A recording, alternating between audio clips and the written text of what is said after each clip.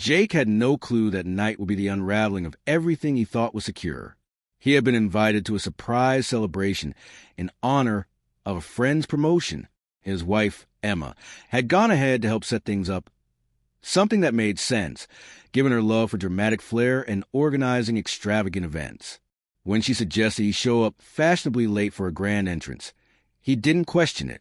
His trust in her was unwavering. He had no reason to doubt her. But the moment Jake walked through the door, something felt off. The room was alive with music, cheerful chatter, and bursts of laughter. People moved about dressed to impress, holding drinks, exchanging smiles. It should have felt welcoming, like any other familiar gathering. But for Jake, there was an undercurrent of discomfort he couldn't ignore. He scanned the crowd, expecting to catch a glimpse of Emma.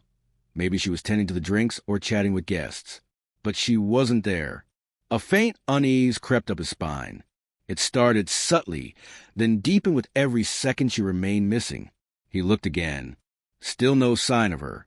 Meanwhile, the rest of the room buzzed with joy, toasts, and dancing, completely unaware of the storm quietly building inside him. Then, a woman he didn't recognize approached. Her face was tight with anxiety, her eyes avoiding his for a beat too long. She hesitated before speaking, her voice a strained whisper. "You should check the guest room upstairs." The words were soft but cut through the noise like a blade. He didn't understand what she meant, not fully, but something primal stirred within him. A feeling he couldn't explain tugged him toward the stairs, each step heavier than the last. His heartbeat thundered in his ears as the party noise faded behind him. Outside the guest room, he paused. The doorknob felt icy beneath his fingers. He drew in a long breath, bracing himself, then turned the handle slowly. The door creaked open. Inside stood Emma, his Emma, in the embrace of another man. Their faces were inches apart, their bodies close in a way that left no room for misinterpretation. Jake froze. Their eyes locked, hers wide with shock and guilt, his unreadable. No one spoke. The silence between them said everything words never could. He didn't raise his voice. He didn't demand to know why. He simply turned around and walked away. Outside, the night air hit him like a slap, but it was nothing compared to the storm surging inside. He moved like a ghost through the rest of the evening, hearing voices without registering them, seeing people without really seeing. Everything blurred into a numb, disjointed haze. The betrayal echoed in his chest, relentless and raw. Later that night, when Emma returned home, he couldn't bring himself to speak. He didn't want apologies. He didn't want reasons. He sat in silence, crushed beneath the weight of it all. By morning, she pushed for a conversation. They sat across from each other at the kitchen table, a space that once held warmth, shared coffee, laughter.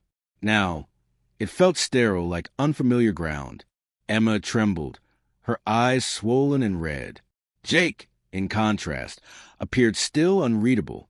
But beneath that calm exterior, anger simmered. "I don't even know how to begin," Emma said, her voice hoarse. "But I need to try. Please, just let me talk." Jake didn't answer at first. He lifted his coffee cup, took a long, slow sip, and set it down with a quiet thud. The sound made her flinch. "Go on," he said finally, his voice low and emotionless. "Just know this. There's nothing you can say that will undo what's been done." She nodded slowly, her voice trembling. "It was a mistake. A terrible, awful mistake.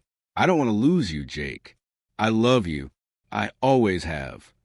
A dry, humorless laugh escaped him. "Love?" he echoed, his stare turning to ice. "That's what you call this? Sneaking around behind my back? If that's your definition of love, I want no part of it." Emma broke then. Her composure cracked, and tears spilled freely. "You're right," she sobbed. "I messed up. I let fear take over. I felt like we were drifting apart, like you didn't care anymore. I got scared, Jake. I made a terrible choice. I was weak." Jake felt a painful twist in his chest, but his face remained blank. He looked at her, searching for the woman he once vowed to love forever. All he saw now was a stranger. The silence between them thickened, heavy, suffocating. The silence between them thickened until it became unbearable. Jake stood at a crossroads, He could walk away, leaving behind the wreckage, or try to rebuild something from the ruins. Either choice would define what remained of their lives.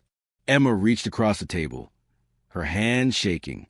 "Please," she murmured, voice barely holding. "I'll do whatever it takes. Just give me a chance to make this right." The room remained still. Jake rose slowly, his frame rigid, every movement betraying the war inside him. His face gave nothing away, but inside, chaos raged. He said nothing. Not yet. His world had already come crashing down. There was no salvaging what had already collapsed. Emma's eyes met his, brimming with desperation. She searched for understanding, for some crack in his armor where forgiveness might slip through. But Jake stepped back, the weight of her betrayal pressing heavily on his chest. He turned to her, eyes blazing with a quiet, aching fury. "Do you know what hurts the most?" he asked, his voice raw, strained from holding back too long. "It's not just what you did. It's that you looked me in the eye and lied, over and over." Each syllable cut deeper than the last, opening fresh wounds over the fragile bond they once shared. "Our entire relationship was built on trust," he continued, the anger laced with heartbreak. "And without that, there's nothing left to rebuild." Emma sat motionless, silent tears sliding down her cheeks. Every drop was an unspoken apology, her guilt etched across her face. She tried to find a man she once knew in Jake's eyes, but there was only distance now, a wall she could no longer climb. For a fleeting moment, something flickered in Jake's expression, a trace of the man who had once loved her fiercely. His hand twitched, as if he almost reached for her. But just as quickly, the bitterness returned, smothering what little warmth remained. He leaned forward, voice low and shaky. "I don't even know what I feel anymore. Is it love? Is it hate? I honestly don't know. But I do know this. I can't trust you. And that makes everything else meaningless." Emma crumbled further. Her world cracked under the weight of his words. She saw the grief in his face. But worse, she heard the finality in his tone. The man she had once shared everything with was slipping away, and she was powerless to stop it. Jake turned toward the door. He couldn't stand another second inside that space thick with memories and pain. As his hand touched the knob, he paused, his voice barely above a whisper. "I need time," he said, "but don't hold on to hope. I don't think there's anything left to save." With a soft click, the door shut behind him, sealing the silence inside. The room felt hollow in his absence. The memories of their years together hovered like ghosts, silent, weighty, impossible to ignore. A half-empty coffee cup sat on the table, forgotten. It had once been part of a shared routine, now just another reminder of all they had lost. Everything looked different now, twisted by betrayal, distorted by grief. Her pleas echoed in his mind, but they could no longer reach him, not where he was now. The damage had run too deep. In the days that followed, Jake moved like a shadow. The world went on, but he felt disconnected, adrift. He thought endlessly, questioning everything. How had they gotten here? How had she made a choice that broke everything? The love he once held so tightly couldn't survive the fallout. Weeks passed in a blur. Numbness settled in like a fog. But eventually, Jake realized he couldn't stay suspended in this emotional limbo. Something had to change. He needed to move, not just away from her, but towards something better, something real. One morning, he stood in front of the mirror. The man who stared back looked older, hollowed out, battle-worn. He didn't recognize the sadness in his own eyes. But somewhere, buried beneath the grief, a tiny spark flickered.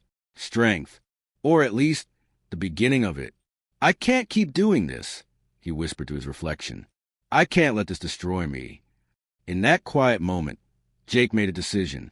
He needed closure, not for her sake, but for his own. They sat at the kitchen table once more, but everything had changed.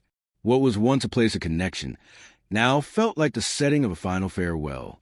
Jake's voice was steady, his mind clear.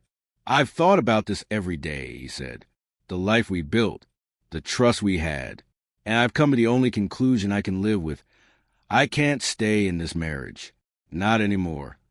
Emma's lips parted, shock flashing across her face. Then came the sadness, slow and full of grief.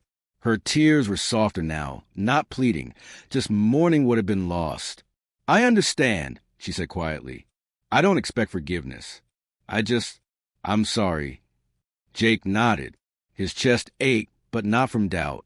"I wish things were different," he said. "But they're not. I hope someday you find peace."